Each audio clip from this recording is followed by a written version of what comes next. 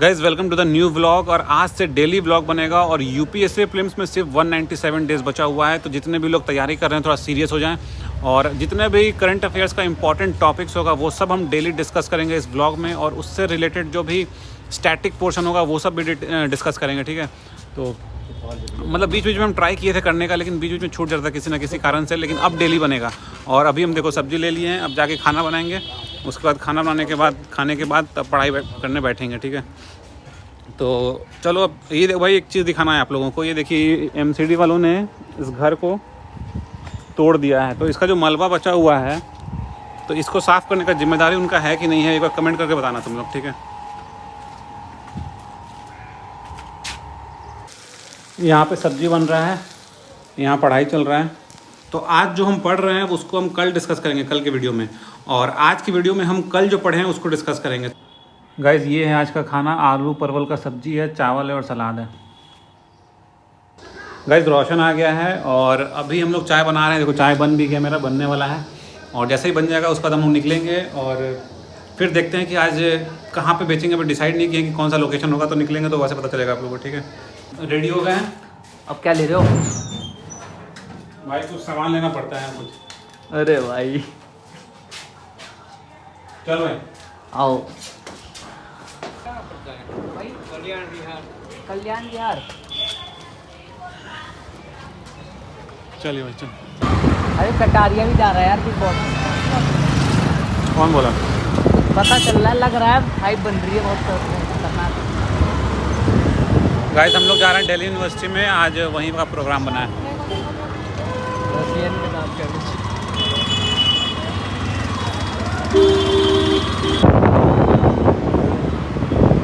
Guys यही वो area है जहाँ पे कटारिया का मोबाइल चोरी हुआ था रात में, मतलब लोगों ने छीन लिया था उससे लिटरली। ये बोंटा पार्क आप देख सकते हैं यहाँ पे, जो डीयू के जस्ट अपोजिट साइड में है। ये रहा देखो डीयू। गाइस हमारा प्लान था पार्क में चाय बेचने का, लेकिन यहाँ पे बंदर इतने सारे हैं। ये देखो ये इतना सारा यहाँ पे बंदर है कि मतलब ये लोग अगर ये लोग बर्तन देख लेगा ना, अगर ये लोग बर्तन देख लेगा तो बर्तन लेके भाग जाएगा ये लोग। तो इसलिए अब हम लोग का प्लान यहाँ से कैंसिल है, कहीं और चलते हैं। गाइस जो चाय लेके हम आए थे वो ठंडा हो गया स्कूटी में, तो अब हम यहाँ पे आंटी के दुकान पे गर्म कर लिए यहाँ पे, और अब चलते हैं इसको देंगे। वहाँ पे एक अंकल है, वहाँ बच्चों को चाय पिला रहे हैं भाई।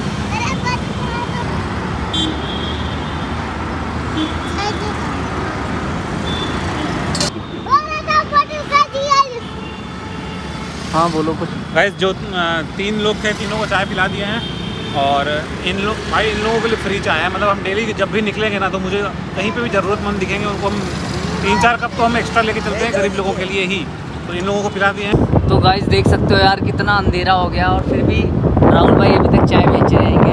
अभी हमने अराउंड 7 कप बेच दिए ना।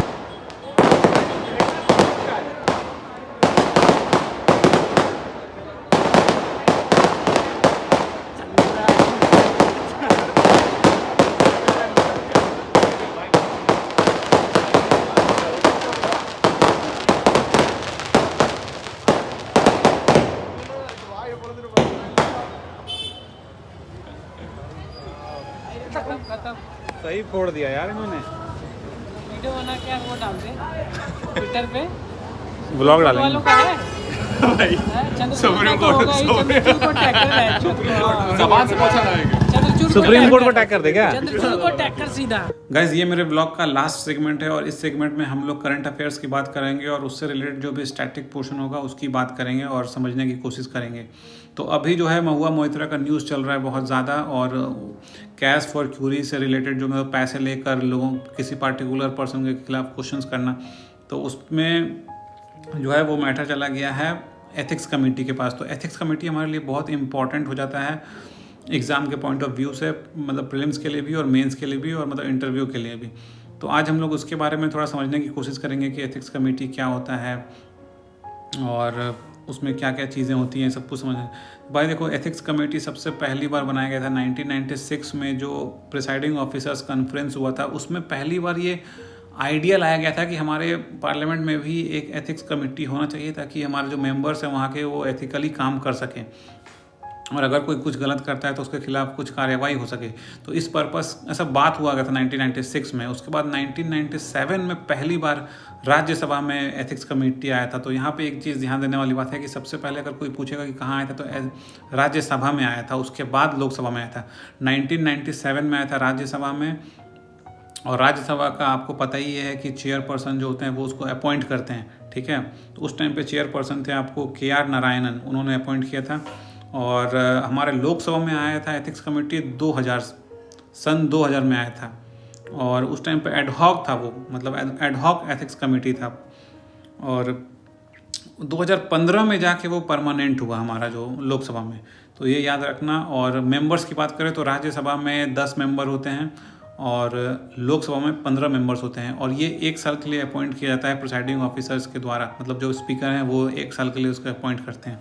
तो ये एक इम्पॉर्टेंट पॉइंट है। उसका फंक्शंस क्या होता है, इनका फंक्शंस होता है भाई कि जो लोकसभा के जो मेंबर्स हैं उनको सुपरवाइज करना कि वो एथिकली और मोरली काम कर रहे हैं कि नहीं कर रहे हैं, पहला नंबर। दूसरा नंबर की कोड ऑफ कंडक्ट बनाना कि मतलब क्या क्या रूल्स एंड रेगुलेशंस होने चाहिए, कैसा बिहेवियर होना चाहिए, सब कुछ मतलब A to Z की मतलब किस तरीके से उनको काम करना चाहिए, कौन सी भाषा का इस्तेमाल करना चाहिए, मतलब सब कुछ, मतलब कोड ऑफ कंडक्ट जैसे होता है ना स्कूल में कोड ऑफ कंडक्ट होता है, मतलब एक लिस्ट ऑफ बिहेवियर होता है ना कि भाई ये कर सकते हो, ये नहीं कर सकते हो, प्रीमाइसेस में तो ये बोल सकते हो, ये नहीं बोल सकते हो, तो वो तैयार करना भी इनका काम है एथिक्स कमेटी का।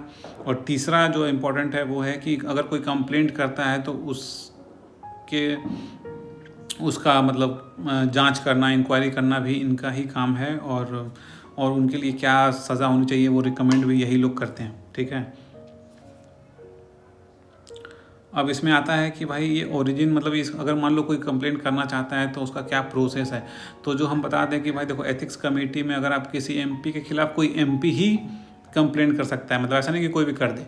मतलब ये जनरली तो यही है कि भाई एक MP जो है दूसरे MP के लिए कंप्लेन करता है, लेकिन अगर कोई आम आदमी भी केस कर सकता है, मतलब कंप्लेन कर सकता है, ठीक है। तो अगर लेकिन आम आदमी कंप्लेन करेगा तो वो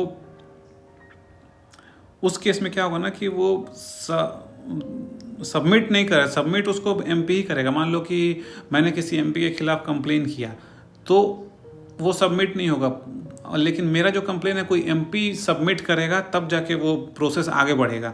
और उस केस में क्या होगा कि मुझे एक एविडेंस भी देना होगा कि भाई जो मैंने ये कंप्लेन किया उसके पीछे का कोई एविडेंस क्या है। और एक मुझे एफिडेविट भी बनाना पड़ेगा कि भाई मैंने जो ये कंप्लेन किया है वो गलत नहीं है, उसके पीछे का मतलब ये रीज़न है, सब कुछ वो सब करना पड़ेगा। लेकिन अगर कोई डायरेक्टली कोई MP कंप्लेन करता है तो उस केस में एफिडेविट बनाने की ज़रूरत नहीं है। तो ये एक डिफरेंस है, याद रखना। अगर आम आदमी करेगा तो एफिडेविट बनाना पड़ेगा और MP करेगा तो एफिडेविट नहीं बनाना पड़ेगा। उसके बाद जो है ना स्पीकर क्या करते हैं, उस कंप्लेंट को रेफ़र करते हैं उसके पास, एथिक्स कमेटी के पास रेफ़र करते हैं। फिर वहाँ पे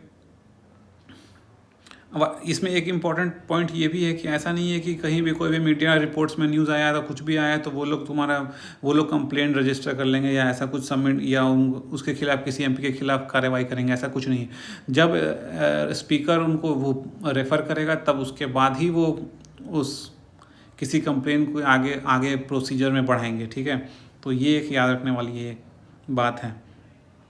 उसके बाद सबसे पहले जब वो केस उनके पास आएगा एथिक्स कमेटी के बाद, तो सबसे पहले तो वो इंक्वायरी करेंगे कि भाई ये जो चीज़ है ये एग्जामिन करेंगे कि मतलब ये करने लायक है भी कि नहीं है, कि सच है झूठ है, जो भी वो सब होगा।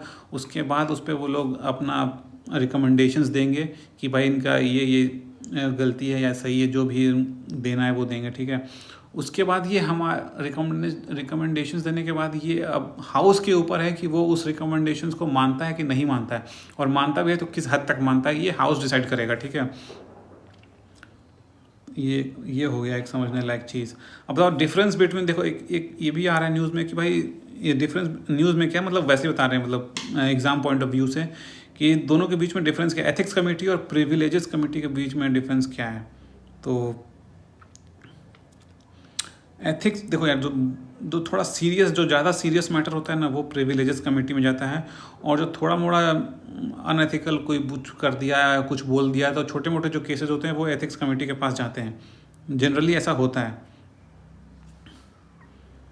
और एक समझने वाली बात इसमें ये भी है कि इन्वॉल्व्स वो जैसे एथिक्स कमेटी है जो है वो किसी एमपी के खिलाफ ही मतलब कार्रवाई कर सकता है या उसके खिलाफ फैसला दे सकता है, लेकिन जो है प्रिविलेजेस कमेटी है वो किसी के खिलाफ भी मतलब वो कर सकता है, एक्शन ले सकता है अगर उसको लगता है कि वो पार्लियामेंट या हाउस के लिए डिग्निटी को ख़राब कर रहा है या उसकी अथॉरिटी को डाउनग्रेड कर रहा है, तो वो किसी के खिलाफ भी करते हैं।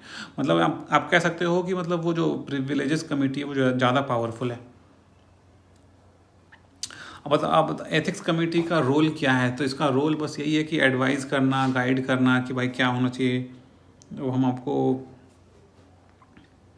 वही तो बता दिए। फिर कोड ऑफ कंडक्ट बनाना, तैयार करना, ठीक है। इश्यूज़ देखो क्या क्या आते हैं इसके सामने, एथिक्स कमेटी के सामने, कि भाई देखो अनएथिकल जो टर्म है ना, यो अनएथिकल कंडक्ट, तो वो जो अनएथिकल टर्म है ना वो इसमें डिफाइन नहीं किया गया है कि किस हद तक हम उसको एथिकल मानेंगे और किस हद के बाद हम उसको अनएथिकल बोलेंगे। तो ये कहीं भी मेंशन नहीं है, तो वो उनके डिस्क्रिप्शन पे है कि भाई वो किसको एथिकल मानते हैं, किसको अनएथिकल मानते हैं। तो ये थोड़ा प्रॉब्लमेटिक हो जाता है उस केस में। तो ये सारी चीज़ें थी एथिक्स कमेटी के बारे में। और भी कुछ जो हमें पॉइंट्स और भी कुछ पॉइंट्स हम समझेंगे तो आपको बताते रहेंगे।